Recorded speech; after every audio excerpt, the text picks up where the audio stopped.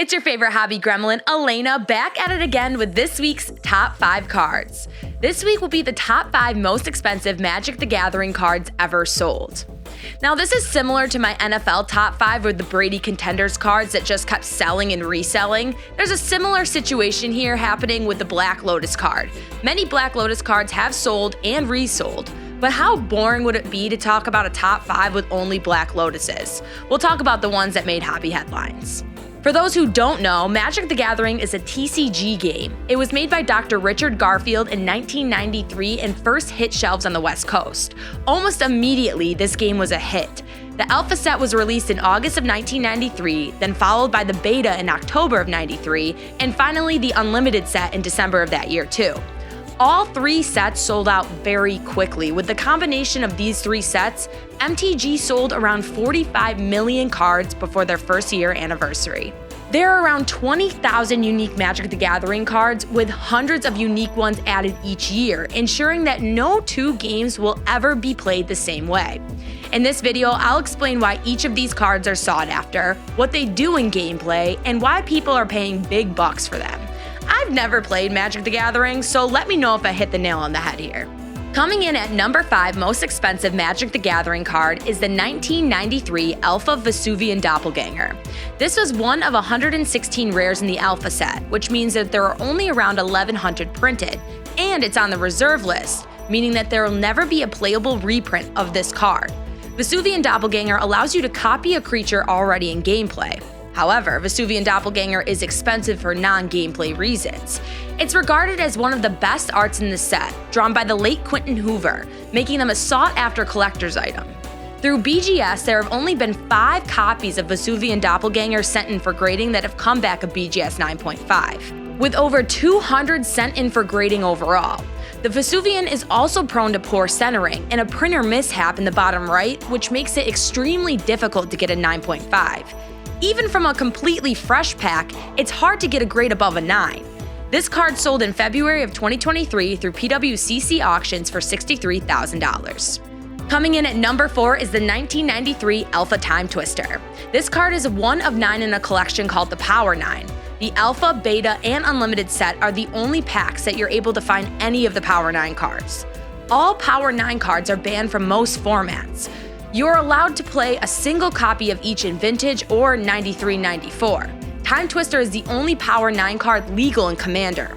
This card is by far the most fair of the Power 9 because while the other 8 do something for only you, with Time Twister each player shuffles their hand, library, and graveyard together into a new library and draw a fresh hand of 7 cards. Time Twister holds nostalgic value for most collectors of MTG, and most of the time you rarely see this card in gameplay. This PSA Gem Mint 10 sold through Premier Auctions in April of 2023 for $84,000. Make sure you like and subscribe to Dave and Adam's YouTube page to keep up on all of our card hits, chat giveaways, unboxing, and of course, my top 5 series. Coming in at number 3 most expensive Magic the Gathering card is the Alpha Lord of the Pit. This card is a rare in the same way as the Time Twister, with only around 1,100 being made of this version. The art on this card depicts a demon being summoned from a portal. The Lord of the Pit was the second biggest creature printed in Alpha. When you start with 20 life, a creature with 7 power only has to hit you 3 times to take you out. However, this demon requires you to sacrifice a creature each turn, or else it deals 7 damage to you. This Lord of the Pit card was graded a BGS Pristine 10, and this Pop 1 card sold in January of 2023 for $105,000. Coming in at number 2 is none other than the 1993 Alpha Black Lotus in a PSA slab as a Gem Mint 10. The Black Lotus is considered the most powerful card in the game. This card is the centerpiece for the Power 9. It was also put on the reserve list to never be printed again. This explains why this card is really so coveted. The artist Christopher Rush, who designed the Lotus, also signed the outside of the slab. Rush, with the help from the game creator Richard Garfield, created a version of a flower, finding it comical that something like a flower could be so powerful. This card gives you the ability to add 3 mana on top of your 1 land per turn, which is the resource MTG players use to play their hand. The Black Lotus is also a rare, and like the other cards in this top 5, there's only been under 1,100 printed. This Black Lotus Gem Mint 10 sold through PWCC in March of 2023 for $540,000. And finally, coming in at number 1 most expensive Magic the Gathering card was a record shatterer for Magic. It's another 1993 Black Lotus card. This one's a little bit different though.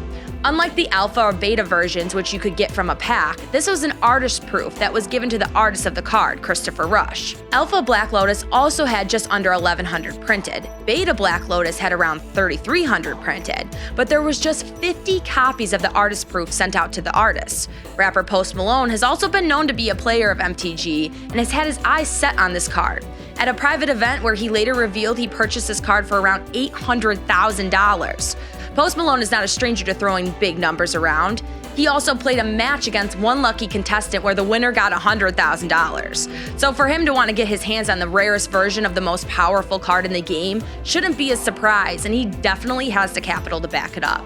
This year, another autographed Black Lotus artist proof sold through Heritage Auctions. This one was graded a CGC 8.5 near mint and sold for $615,000, making it the most expensive Magic the Gathering card ever publicly sold. It makes me wonder now with the new Magic the Gathering Lord of the Rings card, the One Ring, numbered 1 of 1, the first unique numbered card in Magic, is already breaking records with currently a $2 million bounty for whoever pulls that card.